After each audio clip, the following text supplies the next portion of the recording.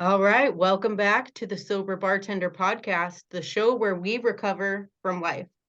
Today, my guest is Dane Walthers. So everybody help me welcome Dane.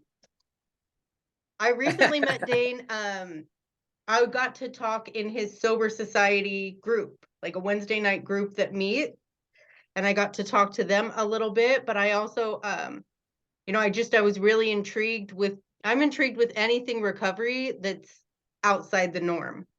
So I was super excited to bring you on here and talk to you. How are you? Hello. I'm super stoked to be talking to you. I'm fabulous. Doing awesome. Super glad to be chatting with you. So, we've talked a little bit, outside of recording, but yeah, so what is it that how do I want to word that? I What is get it that to I do? Who am I? who are you? Tell us who you are. My name's Dane Walthers, and I am happy to be sober, happy to be talking to you. And yes, you did an awesome job speaking for us, by the way, Brandy. That was a pleasure to have you on. Super brilliant, lots of value. Appreciate you sharing your experience, strength, and hope with everybody. They absolutely adored you. And I help with Sabrina, and she owns Human Better 365, and it's a human transformation company. And I work for one of her divisions, Sober Society. So you were awesome enough to be in our Facebook group called Sober Society 365. And that's a Wednesday meeting. We hold a meeting every Wednesday for people in the Sober Lounge.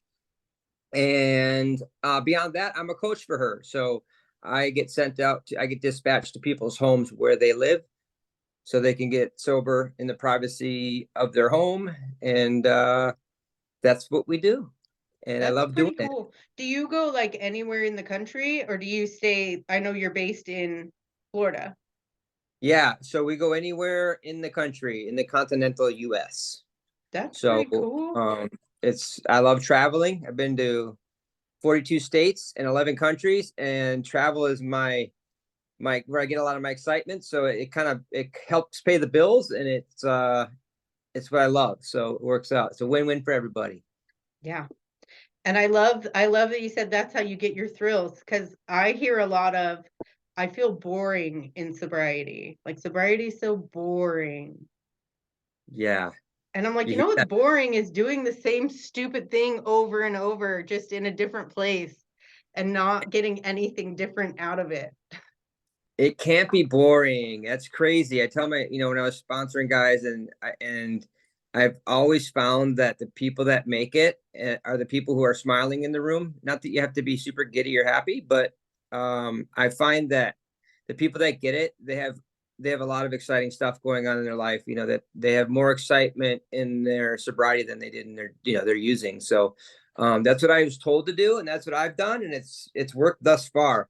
So that's what we do. We stay busy, and that's part of what Sober Society does as well. We have every week we have stuff going on. Whether we're playing pickleball, we're out doing urban hikes or whatnot, or barefoot birding, all this craziness, skating, boxing. It's nonstop, and it's got to be because, like I say, a lot of these young guys down here in South Florida, if they're not doing fun stuff, they just all of a sudden it makes sense to go back to what they were doing before. Yep. Plus, it kind of gets them out of the groups that they were in when they were drinking or drugging. Yeah. And I do say often, find your tribe, like find a community. And it doesn't have to be what you think it is, but you need to find other like-minded people to go do what you're now doing with. Yes, girl. I'm telling you what. So an example of that, I'm glad you brought that up. So I got sober. I'm a people pleaser. I struggle with that all the freaking time. Like I want to make everybody happy even if it doesn't make me happy. I work on that today. Gotten much better. But I say that to say this. Back in the day, I got sober. Somebody invited me to a boxing class at a fire department, oddly enough. It was in the bay of the fire department. One of the firefighters there, let it up, and he actually fought Evander Holyfield when they were kids in the Boys and Girls Club. Nonetheless, though, I said I'm not a fighter. Like I've never been in a fight in my life, like ever, which is really weird, right? Yeah. But he brought me to this boxing class, and I like fell in love with it immediately. And the coach kind of said to me, like, you should come back. Like, I feel like you could get, you have talent with this, I feel like. And I wasn't a brawler, I was a boxer. So I like followed the instructions and did it like exactly how he told me. And most people like try to hit really hard or whatever. They're focusing on different things. I just wanted to do it perfect. So he'd say, good job, Dane. And I did. And long story short, I took up boxing. I became an amateur boxer.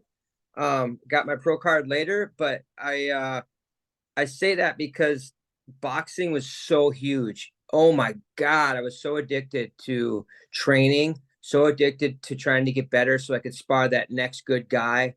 And my brain was like, I can do this, I think. And so I was so concentrated on like what I wanted, like running towards what I wanted, that I stopped kind of running away from what I didn't want, which is I was afraid the drink was like chasing me and it was going to get me, like metaphorically. And it didn't, because I was so fucking focused on winning the Georgia games, which is like this junior Olympian, or it's a tournament. So I had a goal and I stuck to it, and I kind of replaced my addiction. Yeah, and it sounds like that was crucial in that time for you. 100%. I love that. It's funny that you brought up Evander Holyfield. So when I was in my 20s, I was in Vegas, and I was like doing the bodybuilding thing, and I was running half marathons, and this is while I was still in the bottle. So I mean, drink until 3, 4 in the morning, and then going in to spar at 9 in the morning. It was brutal. Oof. I don't recommend that. Wow. But the coach that I ended up working with, his name is Kevin Barry, and he's from New Zealand, and he fought Evander Holyfield in the '84 Olympics. And he lost, or he won by default, because a punch was thrown after a bell rang. And so they handed him the belt, and he was handing it back to him going like, no, I don't deserve this. But wait, so the New Zealander like won by default. Mm-hmm. Okay. Yeah. Wow. So he didn't beat him, and he will tell you, I didn't beat him, but I did win by default. And I was born in '84, right? And like it's super neat. Yeah, he trained David Tua. You remember David Tua? No. That's okay. He was a heavyweight years ago. But yeah, so it was really, I ended up doing it on and off for like 8 years. Like I was in UNLV boxing program. I didn't go to school there, but I was in their fight gym just getting. How fucking crazy. Are you serious? Mm-hmm. So are you Orthodox, or what's your position? Yeah, I'm a righty. Very cool. So that is awesome. Do you miss it? Yeah, I do. I don't miss getting punched in the face, but I think that I'd be able to move my head a little better now that it's clear. Dude, people don't get it, man. I was on Advil every day for like 4 years after I quit. Had to have shoulder surgery, wrist surgery, broken ribs, broken nose several times. I only breathe out of one nose hole. So I did hot yoga for like the 3rd time the other day, and it was Bikram, which is like this really militant. Usually there's music and you can kind of get into your flow, but this is maybe 2 weeks ago. A little story here, if I may. Please. And we went to this 98-degree room. This lady was like an auctioneer. She's actually my friend's wife, so I got to be nice here. But she was like an auctioneer. She didn't stop talking. There was no music. So just like barking orders, whatever. And I mean, it is dripping off of me like rain. It is so disgusting. And I'm sitting there breathing, and she says, whoever's breathing like that, you need to stop. Planet Fitness is next door. And that's a gym. It's like a gym around here, a chain. And I'm like, shit. But I'm literally suffocating because I'm like, I can't breathe out, but one nose is like clogged. It like doesn't have an airway. It's like moved over, right? Mm-hmm. And I felt so bad. So I went to leave, and she's like, Dane, get back on your mat. She like knew my name and said it out loud on her microphone thing. And I'm like, oh shit, I'm gonna fucking die today here now. And then Sabrina does everything right, and she's like giving her accolades by name. I'm just like, get me the F out of here. But no, it's something that I miss. And I actually, so Friday I'll be at a treatment center up in West Palm Beach teaching a boxing class with them for an hour. There's Oh, 20 people. I line them up in the weight room there, and I get to teach these guys in treatment how to box. Not no contact. There's men and women, but we do the stepping, the slipping, the bobbing, the weaving, pads, stuff like that. But that's so cool. I did not know this about you. How did I not know that? I don't think You're I like brought it up. Like I didn't ever push myself to the point where I was competing. Like I had like sparring matches here and there, but never anytime I would start to get good at something, another bottom would fall out or I would light life on fire. And then when I'd yeah, start feeling good again, I'd get back in there. But yeah, it just that I had a series of those throughout my 20s. that's so crazy. That's so Yes. cool. Very Yep. cool. It is neat. And I love hearing just the way you put it, like you found a thing and so you weren't looking back and feeling like you were trying to get away from something. Because it's like if you focus your energy on the next thing, then you're not so focused on what's wrong and what's missing and what you're feeling because you're totally engulfed in what you're doing. 100%. That's part of our program. Like we make sure, we use the bicycle. We bike a lot together. And we have an event that we do every year in South Florida called Sober Society Cycling Summit. We just had our third annual one. This coming up, one will be the fourth. But it's so important that people land at home when they get back from treatment. I feel, because I'm only going off my experience, that you have something that you like want to wake up for, that you're like excited about, whether it's surfing or, if you're in landlocked America, maybe it's running or cross country skiing or whatever, something where you're moving, you're outdoors. And I actually learned from my therapist something new, which is people with trauma, trauma that's they feel is with them or in their past or, big enough that they feel it and they talk about it and they deal with it. Mhm. We really appreciate repetitive play. So something that's, cycling is repetitive. Boxing can even be repetitive when you're on the speed bag or the heavy bag or the double end bag or whatever bag. It's something that we really, really like, and it actually helps. So, and I also think learning a new skill like that you've never learned, it just activates a really good thing in my brain. And there's science behind that, but I just think that anytime you can take on something new and just charge towards it, it helps maybe as harm reduction or just a distraction. Yeah, I absolutely love that. And I feel like the first time around when I initially stopped drinking after detox, I was kind of mush. So like new information was not being processed. I could read a page in a book and then I'd have to read it again and read it again. Like I was trying. I was like, I love to read, but I couldn't absorb anything yet. Um, Totally. but I did find like I got a handwriting book, like to learn how to write Curse. calligraphy. Nice. Yeah, they still taught cursive when I was in school, so I know how to like I write every day. But no, I learned how to do like the calligraphy, and there was something about just that repetitive and like something to work towards that was so like comforting and soothing to me. That's so awesome. Do you still do it then today? I have not, but I just got reminded, so I'm gonna bust it out. Yeah, very cool. Very cool. Yeah, I think that people have just so much they can get excited about when they get sober because it's one of the, and you know what, going back to what I was mentioning about the boxing too, Mhm. something that was really huge in that was like, so I boxed competitive, like I was super serious. Like I would leave work at like I trained in the morning and I had a special storage unit that I decked out with a ring in it and had heavy bag, all this stuff. Spent a lot of money and effort, and I would go in the morning, I would go to work, lunch break, I would go back to my little cave, go to work, come back at night and do it again. I was just addictive about it. But where was I going with this? So when I was competing, my family, it was like my identity. Like I became a new person, and they were like, "No, we can't eat at that pizza place because Dane's training for a fight. Let's go to like Olive Garden and he can get salad." Like it became my whole family, my friendship groups, like they were really invested in it with me. It's funny thing about your friends is like They want to see you either get your ass kicked or kick somebody else's ass. So they really support that sport.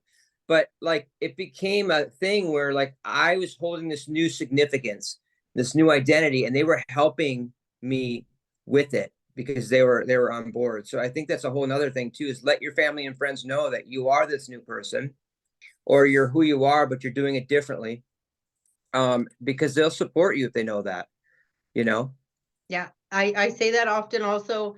I'm glad you brought that up, is give them a chance to support you, even if they're not doing the same thing that you're doing, letting them know what you're intending to do, and then seeing who they are in response to that, right? Because you can't just decide for them, oh no, well, they're still partying or they're still drinking. They don't want to hear this. It's like, just let them know, like, this is who I am and this is what I'm doing, and you're welcome to join me in this, as Yep. opposed to going and trying to still fit into that old life that doesn't fit anymore. Exactly. And you know, and I've seen so many people, and we've had clients where the wife or the family is like, what do you, this isn't who you are. Like, why are you doing this? You know, they get uncomfortable. And I'm not saying that they're leveling up higher. Maybe they're leveling over or whatever, but there's some things like they start saying these cliches, and they're just, they come back a little different sometimes, especially if they're drinking the Kool-Aid hardcore like I was. And it's like the family's like, wait a minute, yeah, we paid 20 grand for treatment for you to get help, but we want you to be who you were. You know, what do you mean you don't want to watch the game? Or you know what I mean? There's all these things that would trigger me back in the day. Like I couldn't watch football for a while. And things like that. But I think that, well, a lot of good treatment centers train the family and help them understand it. But sometimes you don't get that. Sometimes you just stop drinking and you become a human, and your family's like, what the hell? Why are you disappearing for an hour, you know, every Wednesday or whatever? So I think that's important. Like you said, get the family behind you, you know? Was your family behind you when you did it? Yes, but I was also living far away from my family. Okay. So I was in Vegas, but my bosses, I'm a bartender. I've been a bartender for 20 years, but the people around me, even my dealer, were like, "Yeah, you need some help."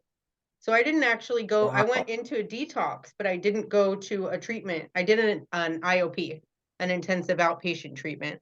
Um, but Can we talk about your detox? yeah. Tell me what it was like for you, and I'll tell you what it was like for me. Well, it was terrifying. First of all, I worked on the day that I went, and I had to like pump myself up all day, like mentally, emotionally, but then I also drank like all the vodka while I was working and did all the cocaine while I was working. Like I went through 100 bag of cocaine while I was at work. Wait, so you knew you were going in, so you had one last hurrah? Yeah, because I was like, well, I'm probably not going to do this for a while because I wasn't quitting forever. I just needed to take a break, but I couldn't go an hour without drinking. But I felt like I just needed a break, just come up for a little air, and then I would be able to control it. So, delusional, and yeah, so I drank and did drugs all day, and then when I got off work, I was engaged to a guy I'm not engaged to or married to. I got home and he was taking me, and I said, "I am going to fight you. I may get physical. Please don't let me turn back. But once Wow. we get there, I'm going to turn back." And so he got me there. I don't remember. I remember the drive there. I remember my bottle of Tito's and chugging on that puppy. And then Oof. I don't remember getting there. And we went through the door. And I woke up the next morning and I was like, oh no, what did I do? And I just was sick. My Oh, liver enzymes were in the high 400s. Um, I had a rough go of it physically, and then like mentally, I was looking around and comparing myself to everybody and going, oh, I'm not as bad as these people. If you can picture what partying is like in Vegas, you can picture what detox treatment and recovery is like in Vegas, where there's good hardcore partying, there is good hardcore recovery. But yeah, I had a lot of fears and judgments and delusions about myself. I started hearing people say that they were back for a fifth time, and I was like, wait, this doesn't work. What do you mean you had to do it again? Because I thought, like, what's that Flex Seal? You just flap it on your You slap that Band-Aid on your bullet hole and you're off to the races. Yeah. Yeah. Wow. I was in Vegas a few months ago for the first time. It was Okay. way different than what I thought, but I can picture what you're saying though. Like all those cool creative people and the whole gamut. Hmm. Have you ever seen One Flew Over the Cuckoo's Nest? I have. You have. Yes. Yeah, Jack Nicholson. Hmm. That's what mine felt like. Oh, goodness. It was a mental institution too. Like we all got put together. It was great. Mine was too. By the way, I was in that mental hospital when I was 12 for wanting to unalive myself and anxiety and depression. And then full circle, I was back there at 35. Wow. But they let you guys mix and mingle? Yeah, I didn't know. Some people are like just talking to themselves. You could tell. Like it reminded me of the movie for real. And then other people were like me. They were there just to get off the booze or the alcohol or drugs or whatever they were into. Um, I walked in and well, I knew like you. I knew the night before. Well, it was like it was the night before. No, it's a whole thing. I'm trying to remember now. My family had done all the work. They had said, "Hey, do you think you have a problem?" They've done that before, and I was like, "Leave me alone. I pay my bills. I don't hurt anybody. I'm a friendly, nice, loving drunk. I go to work. Blah blah blah." Um, but this time was different. Like she hit me at the right time. My ex-wife. She's like, "Do you think you might have a problem?" I'm like, "Yeah." She's like, "Well, we found a place. We can get you in. They'll detox you, and because we talked to them, and with what you're drinking, like it's not safe to stop." Yeah. And I like knew that. I like learned that in school, but I was like different than everybody else. And so I was like, you know what? I'm so sick of this being a slave, and every day I feel like I just want to die till like noon, and then I just do it again, and it's just never stops. So I was like, okay. She's like, we already talked to your boss. We already organized everything. Like, you just need to go. I was like, what? And so I went and talked to my boss, and she's like, listen, I'm going to pay you while you're gone. I worked for the Red Cross. It's like very corporate. I was there for like 10 years. And it's very corporate. They don't do that kind of stuff. They don't have the leverage to be like, we're going to, like, she totally could have lost her job. This woman is my dear friend today. And she said, listen, go take care of you. Your job will be waiting for you when you come back, and you're going to get paid like you were here. And beautiful woman. Anyway, like you, the night before, I ordered a pitcher of margarita at a Mexican restaurant. And I got this newborn baby, a toddler, and I'm like thinking to myself, this is crazy. Like, this could be the last time I drink. They might fix me or something or whatever. And I was thinking to myself, I need to do this right. So I ordered a pitcher and I ordered 2 glasses.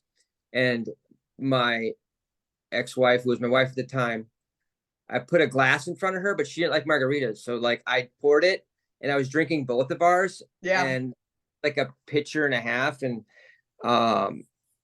woke up, and I don't remember when I went to bed, but it's like the normal time that I'd kind of go to bed. So maybe like 9 or 10, or I don't know. And we drove to the place. I walked into an interview where some guy asked me some questions. I kind of like half told the truth. And then he said, great, you're going to stay here. Like, she packed you a suitcase. You're going to stay here. I said, oh, no, I don't think I want to do it now, whatever. And then he had me blow into a straw. And I was like, blowing into the breathalyzer. And he said, did you drive here? I said, no. He said, well, you're illegal right now.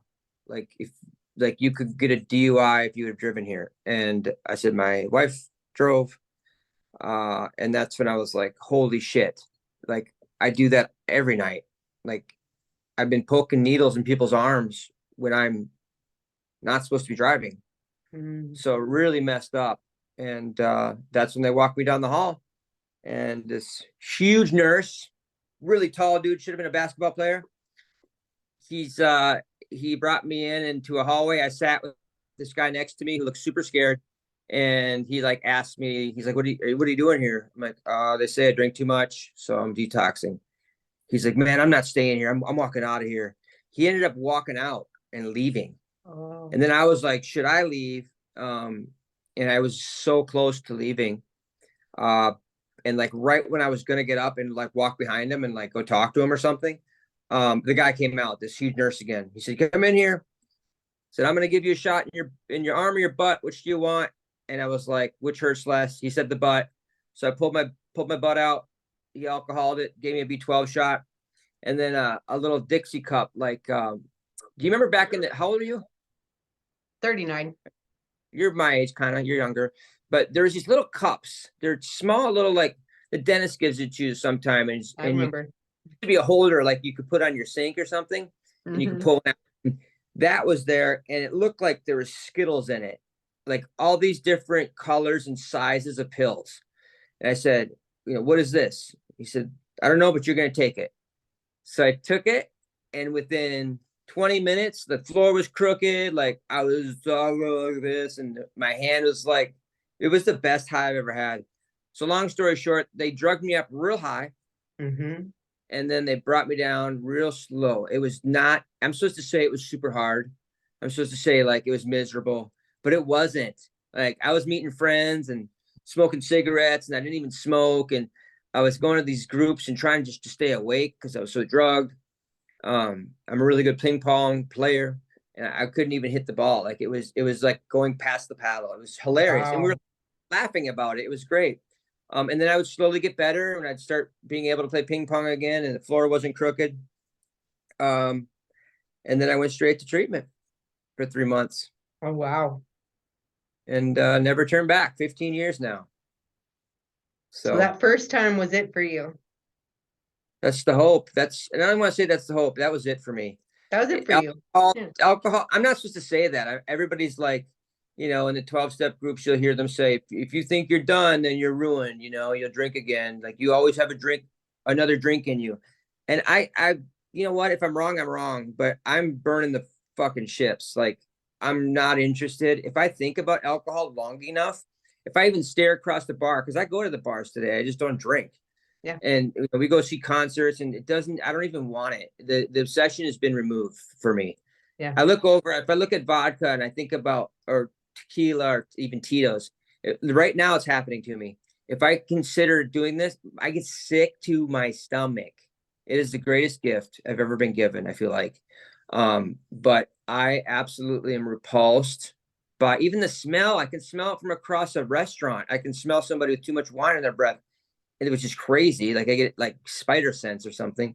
But I'm like, this is crazy. That's so gross. Smoking's the same way. I used to think smoking smelled romantic, and now it's just like I can't stand it. And that's just where I'm at. I don't think everybody needs to be there, but I feel like it's a gift.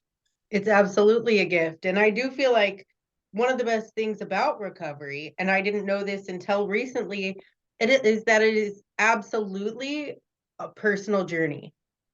Like you can share that journey with people, but how I experience it is my own experience. But I mean, the desire is totally removed from me as well. And it is a result of, doing specific work. Like taking the 12 steps did remove the desire. And I have, like, when things go wrong, I do still feel like a fight or flight feeling. Like there are still things that I need to heal, but there is not any part of me that thinks of alcohol or drugs as an option. Yes, girl. Yeah, like I'm not healed and completely perfect. I still struggle with some life things, but those things are no longer solutions for me. And they're certainly not my idea of fun.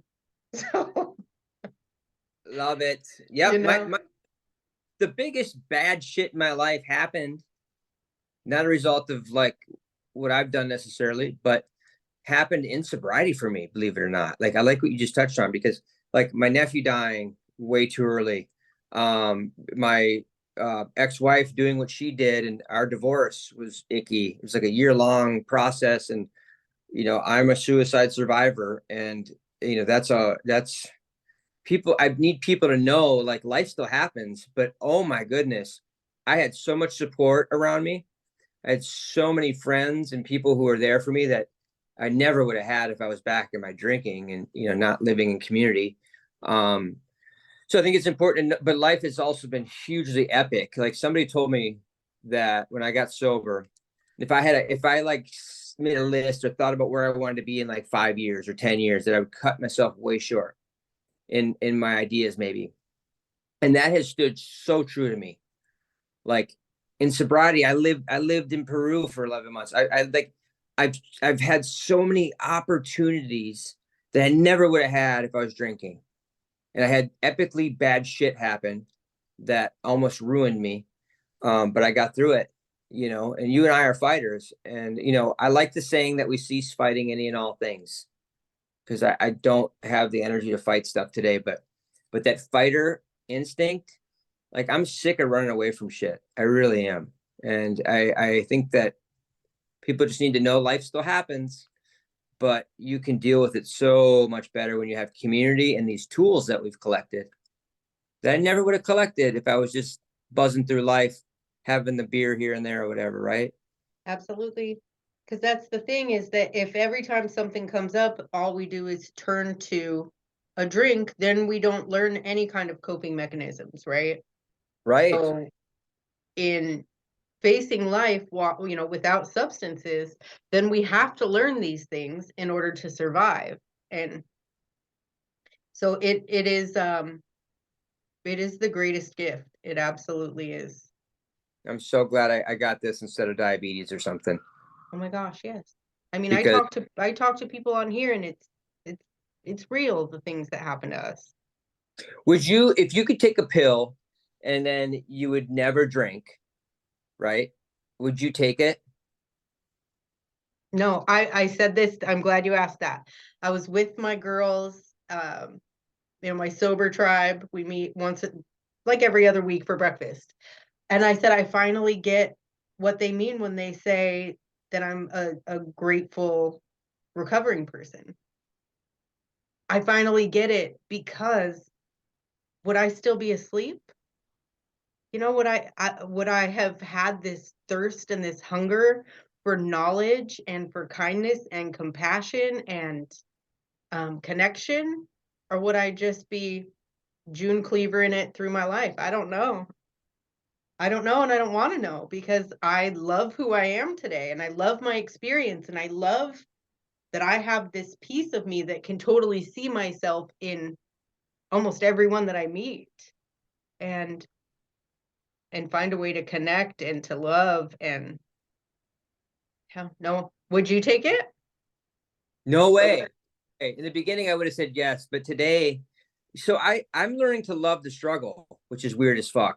But if I think of a Rocky movie or something, like that's why we love those movies. Like you get beaten down, you get up, right?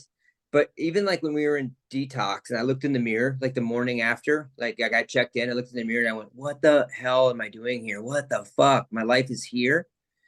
But all that struggle and, me going to Peru and wanting to end it type of thing, like all that looking back is super cool. Like I'm today welcoming struggle. And I feel like, life is happening for me, not to me. It took me like 15 years to get there, which I'm a slow learner with stuff. Sometimes, but like boxing, I was quick. But my point is, I say this because I think it's cool when you can love and enjoy the certainty, the uncertainty, and you can just enjoy the craziness of life and take a look at, yeah, it feels like a step backwards, or I'm not really progressing, and just like own it for what it is and just take action and just stay around your community, and you'll learn that like we turn our mess into our message. And Absolutely. like we just spread this shit, and the love we get when we can help somebody else because we spread what worked for us, dude, it's epic. I feel bad for people that don't have it. Me too. Me Yeah. too. Have you heard of the hero's journey? No. Joseph Campbell. Check it out. And he talks about, and it's kind of exactly what you're describing. He Say it talks again. about What?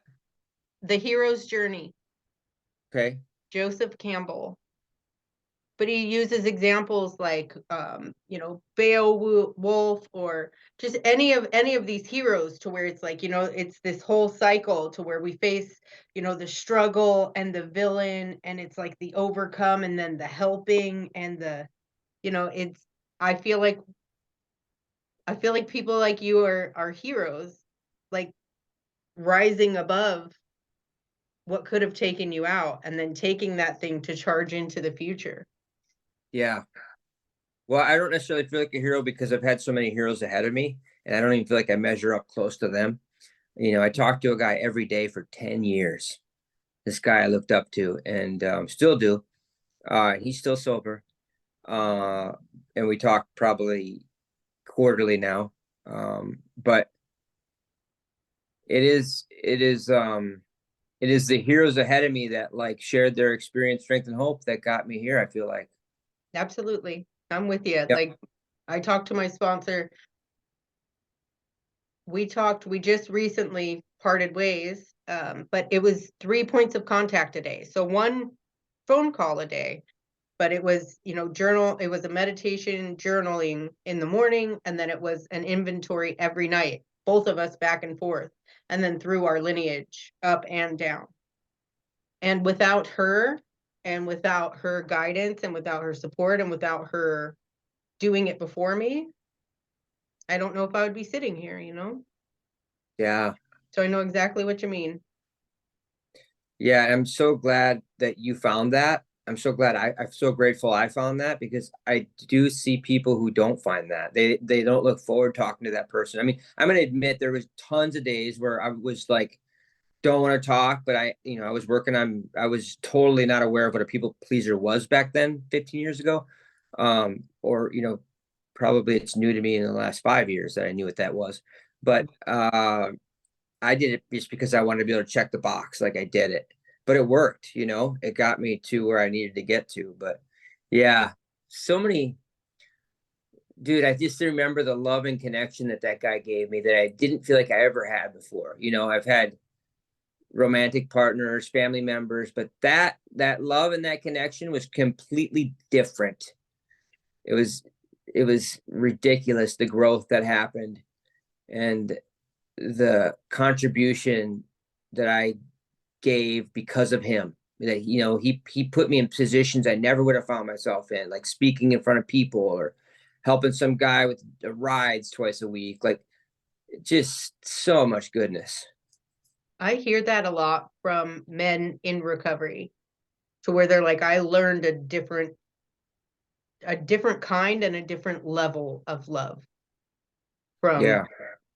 from being in recovery, and from men that are, they're doing the deal. Yeah, you really, man, I tell you, if you've got this, if you're in it, like you're in recovery, you may not know what you have in the beginning. And for me, the only way I cultivated it was doing the next right thing, was taking the suggestions, was getting outside of myself and giving back, and all these things that we learn through the different modalities of which we do this. Mm-hmm. But man, I just think people need to know that you need there. And there's spots by design where it feels icky, but that ickiness turns into greatness later. And people might be in that spot, and it happens for different people at different places. But um, being stagnant in the program or in recovery or in your journey, it happens, and that's just part of it. You know. And you don't What's know what what. Go ahead. what do you stand on? Like, what are your staples? How do you do it? So it's changed over time.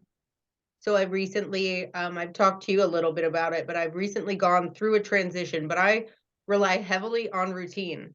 And I recently changed up my routine, and I absolutely felt the effects of that change. Like, altering my foundation altered the foundation of my daily life. So today I wake up in the morning, and it's a prayer and a meditation, and the prayer looks different from time to time, but it's just kind of staying out of my own way, and who can I help? But I do meditate. I do different kinds of meditations, and then I have a journal that I hand write out, what am I to know today, God? And what God means to me has changed through time, and I feel like I may not ever have that figured out, but I know what it feels like, and I feel that connection. And I feel when I don't feel that connection, I feel the lack thereof, and know that I need to sit my butt down and I need to turn off and tune in, right? So yeah, doing my those practices helps keep me level. I also still talk to a lot of people in recovery. I'm not currently a sponsor or a sponsee. So I've been actually going to Recovery Dharma, which is a Buddhist-led recovery program, and I've started doing the inquiry work there, which is, I have experience taking the 12 steps of AA, and now I'm doing. They have four noble truths that are based on the Eightfold Path, and so I'm looking at where I'm at now and doing a personal inventory and inquiry, just in a different modality from a different viewpoint. And it's it's teaching me a lot of kindness and compassion for myself. And it's kind of the recovery pathway doesn't tell you to do inner child work, but I'm having to look at the me that made choices. And I actually put my hand on my chest a lot because I have to give that part of me love. And so that absolutely is what it is, to where I'm going, I can love myself even when I do that. And what about when I XYZ'd? Okay, I can love myself when I chose to do that too.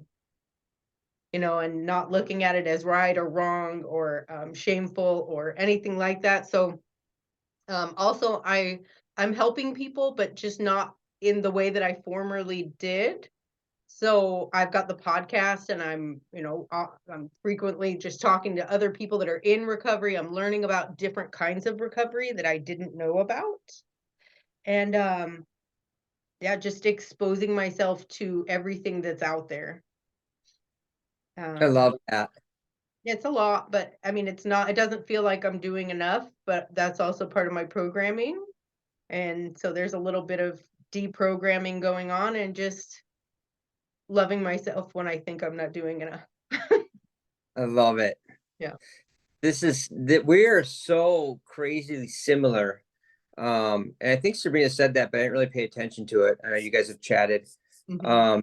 And that, I gotta mention her because she taught me that there was so much crap. We got certified in a bunch of different things, and you learn inner child work and things like that. And but it's huge when you can like forgive we treat our spouses, we treat our friends in a kind manner, but like I don't always treat myself the way I would treat my friend or my partner or whatever, until I really concentrated on it. And it is freeing. I came from a Catholic family, very judgmental. You can always do better. You're not doing enough. Where are you? What did you do? Like just testing you all the time, trying to prove something all the time. I've left that life behind. And I've distanced myself from some family members. And oh my God, the freedom, the happiness. I wake up so happy. And Sabrina really helped me realize like my self-talk, which is sometimes out loud, like, oh, I suck at this or whatever. She totally shaped me in the aspect of like, don't say that about my man, or you know what I mean? And I started to think about it that way, like, okay. And it really changed my mental health. Holy crap. I think that the sarcasm's gone, and the self-pity. I would always be like, well, it's because I suck at this, or it's because I'm an asshole, or I just make stuff up. And like, that's not even something I can say today. It's just silly. And she won't have it.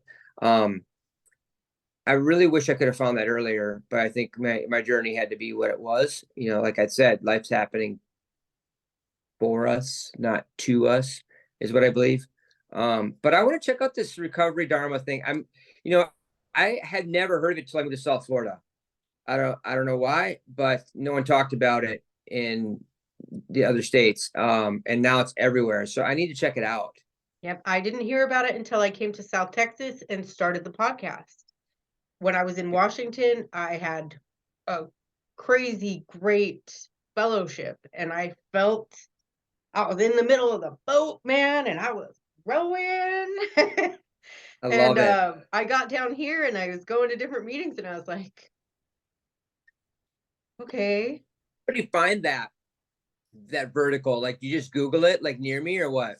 Yeah, if you just go to recoverydharma.org and then just look and see what meetings are around you. And when I moved here, I still hadn't heard of it until I interviewed a gal that everybody in the bar was telling me I had to meet because she used to work in my bar and she was sober. You got to meet Gwen. You got to meet Gwen. And I'm like, okay, yeah. But then I met Gwen and we clicked. And now she's one of my closest friends here. And just, we don't believe all the same things and you don't see things the same way, but we are both just on a mission to heal and grow and love. And so she started a meeting here because she was doing it online and she said, we need this here. And so we have a chapel of spiritual light that's a metaphysical Christian center. And so they gave us a space and it started up there and it's growing. And then she went to the place where she had detoxed 10 years before and said, hey, do you think I could talk to you guys and give you a presentation on this meeting I brought here? And they said, will you do it every Wednesday? We love it. Because then the people in detox are getting taught how to meditate and they're getting taught, an additional way. And it doesn't have to be, it can be an and or, like this works it works with other recovery modalities to where you could totally do this and whatever you're already doing. So I recommend it. It's pretty I neat. love it. Yeah, and how do I offer it if I don't know about it, right? And more is better in the respect of like opportunity for growth and so forth. And I love the Buddhist ideals. When I traveled to China, we interviewed a 19-year-old Buddhist monk outside of Hong Kong, and it was the guy, like you looked at his face, you could tell he figured it out. Like he had these eyes and his face told you like it was like somebody who just found out they won the lottery, but he had that stapled on his face the whole time we talked. He didn't speak English. We had a translator, but I want that. I hear you. Where's your favorite place you've ever traveled? Random question. Probably Peru. I mean, That's on my list. yeah, Sweden or Scandinavia is nice, Asia is nice, but something about the people in Peru, I mean, to sit down and have a 5-hour dinner that just doesn't, and you got to go to work in 3 hours. Like, and I wasn't drinking. We didn't drink. I didn't drink over there. But they did. And we would have really deep conversations just forever. It's just a culture that's amazing. The food's amazing. The surf is amazing. People are really real there. Yeah. I love that. Yep. So I wanted to ask you, do you have a set routine that you follow? Like, do you have structure at this point in your recovery? Yeah. So part of my structure is not having structure, I must say. I like uncertainty. I'm very my spontaneity number would be number 10 out of 1 to 10. Because that's just like what fires me up. But I gotta have structure. But biggest thing in the morning, I don't watch the news period if I don't have to. But I don't get up and I don't fill my head with anything but love and hope. So I'll kiss on my woman if she's here. She's like always traveling now. I don't get to see her, which is good and bad. But I do that, and then right away I text like 6 or 8 people every morning. Sometimes different, but 6 or 8 is my goal. Something encouraging. And this is magical, by the way. It doesn't have to be that many. I also have maintenance people, a couple that I have to check in on because I love them and that's just what I do. But when I do that, I feel good about myself. It's super selfish. But then sometimes they don't reply for an hour and I forget that I even reached out and they just shove that positivity right back. So that's like my cup of happy joy in the morning is I throw some stuff out, some energy, and it comes back. And it's super special. So my spirituality has changed. It's evolving, and I'm okay with it, and I'm accepting it. And I love all religions. I take what I like, and I like leave the rest. But today I'm working towards being more spiritual, and you kind of said it on the nail.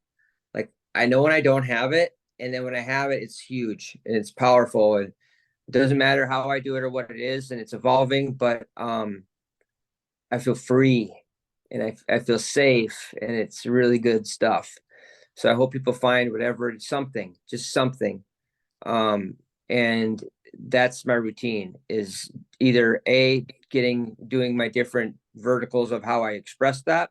Like swimming in the ocean is something I do once a week. Because it's just epic, partially because of the people I do it with in the community, but also just the cool water life that's underwater when we're swimming that we see.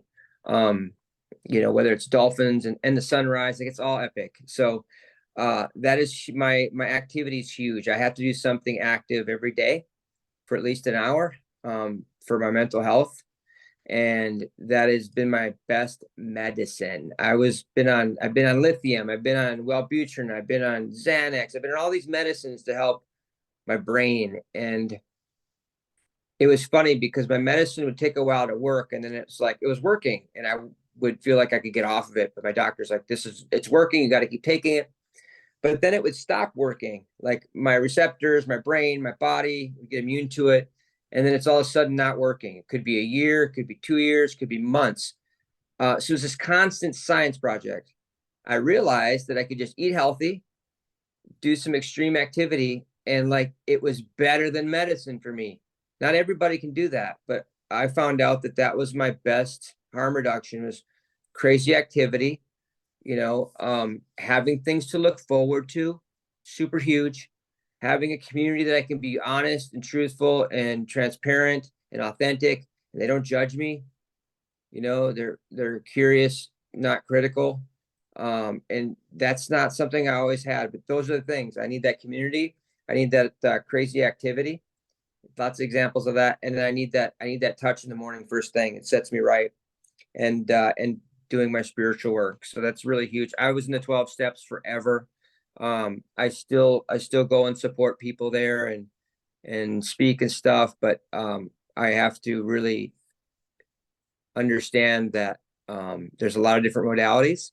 And as we learn to move away from limited beliefs and saying statements out loud that affect our unconscious and subconscious brain, I'm having to change some of my recovery, and it's okay. It's been very, very good. Take what I like and I leave the rest, type of thing. So I encourage everybody to kind of do the same. Yes, I appreciate that so much. That was a similar experience of mine, and it was right around when I met your honey, Sabrina, and she asked me a question, and it just fell out of my mouth to where I was like, I can't keep saying these things about myself.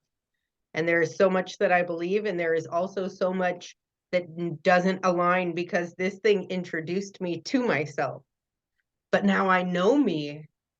Whereas before I needed you to tell me what to think and tell me who I am. But then I reached a point where I was like, okay, I can hear my intuition now. I can hear.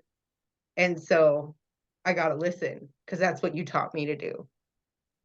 That is good stuff. Yes. And be okay with right where you are. Like, somebody told me that expectations, how that works. And it's really cool that we can just let this thing play out. We don't have to I don't have to control it. This flow state is way better. So Yes. anyway, very, very good. I love it.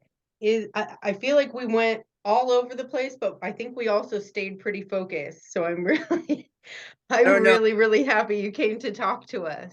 I think everything that's said needs to be said when it's said sometimes. And I don't know. I actually listened to a couple of your podcasts, and I need to go through all of them, because there's some really good stuff with what a lot of these people are saying, and it's always sometimes all over the place. People hear that better. Yes. And I feel like the things that we need to hear, we can never hear enough. So there are some things that, Let me tell you something. This is like crazy. So I was this ultra Catholic in AA, or an unmentionable 12-step, I'll say. Mm. I'm sitting there, this guy, like every morning at the 7 a.m. meeting, which I went to for like 5 years without fail, unless I was traveling. But he was talking about this divorce he was going through.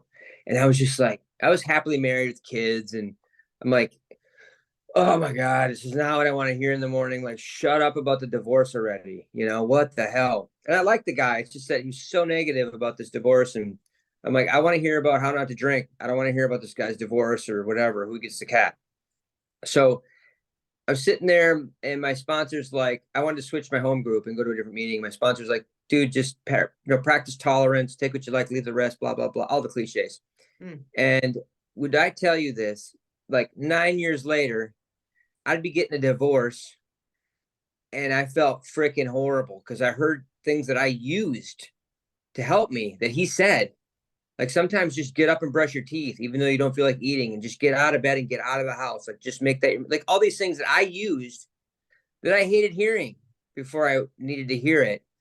So yeah, what you said, dead on. Like we hear it. It may not be something we need at the moment, but I totally drew from that bank of knowledge that I heard from him. I felt so bad because I know how he felt now, and I was avoiding him after the meeting closed. Instead of coming over and giving him a hug and say, hang in there, man, call me anytime. I was like, ugh, I don't want to hear any more divorce stuff. And it really hit me rough because I wish I would have been a better friend to that guy because it was really a rough time for me, you know. So when you hear it, hang on to it because you might use it later. Yeah. I'm pulling stuff out that I heard way, way back. And I'm like, oh, good, that's still there. Okay. How do you work at a bar when you see, is it hard not to like reach out to people when you see them all crazy at a bar? No, I do reach out.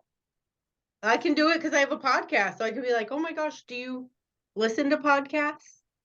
So it's Really? not like calling them out, but I was 12-stepping people in Vegas before I had a podcast. You know, I would let people know that there's another way. Like, yeah, you Really? can do this, and also there's this other way. Wow. I can't You're not. the you're the hero. Uh-uh. You're the freaking hero. That's I amazing. I had to take my cape off. That thing's heavy. Yeah.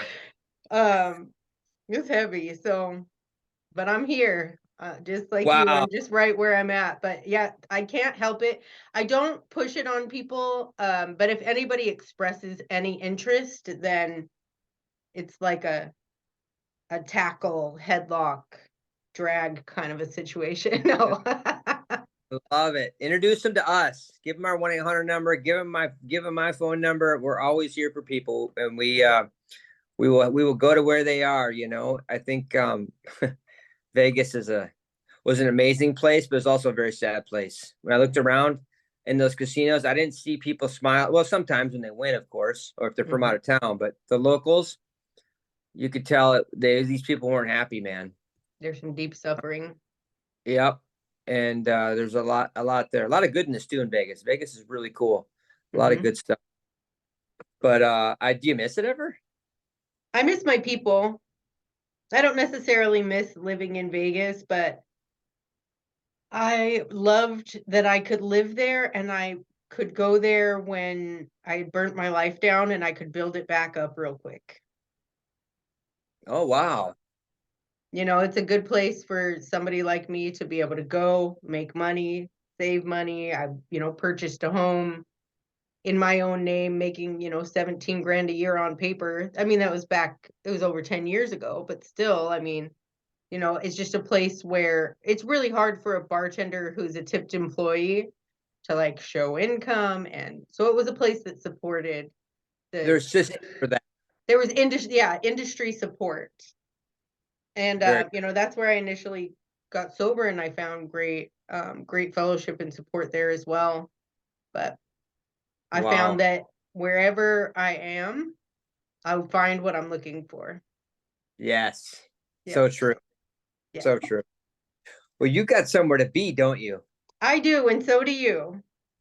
Well, go Heat. I'm not a sport. You know, it's funny. I'm not a sports fan like that, but ever since I went to a Miami Heat game and like sat 2 up from the floor, Yeah. there's just no appreciation for these monster human beings out there doing what they do. That makes you feel so small, right? Oh my gosh. Yeah.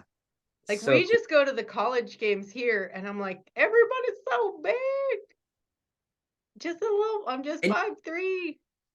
you see it on TV with the basketball players here and the refs like here. Yeah. But when you're standing there and you can see like their eyeballs, it's like, wow, they're ginormous. So crazy. Well, I think like you're amazing, and let me know how we can help you. Keep up the good work. It's really cool what you're doing. I so appreciate it, and I appreciate you coming to talk to us. And I will take all your info and I'll include it in the show notes, your 1-800 number, your website, and then ways that people can get in touch with you and your services. And we will definitely Very be in touch. I will see you again soon. Keep shining and thriving. It's so good to talk to you. You And I'll too. give Sabrina for you. Okay, thank you so much. Please do. She's so wonderful. Your husband tonight. Yeah. What's that? Tell your husband good luck tonight. I will. Thank you. We're doing Thank the you. snappy thing. That's what Sabrina taught us. I That's know how we I clap. learned it from Sabrina when you're excited, but you can't clap because you're on Zoom. So you do your little finger snaps. Yeah. And So now we have cool. YouTube so people can see what's happening when we're excited. Well, join us on Wednesday if you can. We had such a good time seeing you. Yes, I will. Now that I have a new schedule, I just might be able to make it. Awesome. We'll ask you to lead again sometime soon. I appreciate it. I would love that. Awesome. All right. I will talk to you soon. Thank you again, Dane. Woo-hoo! Thank you. It's so good to talk to you. Yeah.